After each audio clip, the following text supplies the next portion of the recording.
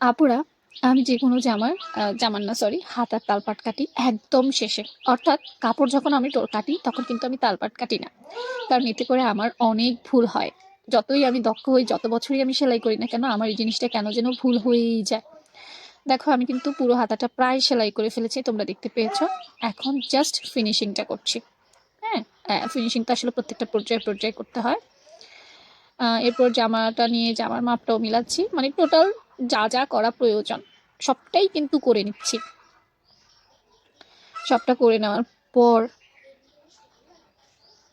এটা হচ্ছে জামা কোথায় সেলাই সেলাই করব লাস্ট, মানে জামার মোহরাটা মিলালাম সেটা। এরপর মাঝখানের অংশটা দেখো, কাপড় উপরে দুইটা পাট সরিয়ে ভেতরের যে অংশটা আছে জাস্ট কেটে আলাদা করে ফেললাম। হ্যাঁ, ঠিক এত সহজেই আপু তালপাট কাটি। তবে এইটা কাটার জন্য তোমাকে এক্সপার্ট হইতে হবে এবং বেশি বেশি করে আগে থেকেই প্র্যাকটিসটা করতে হবে। যত বেশি প্র্যাকটিস করবে তত বেশি সুন্দর হবে।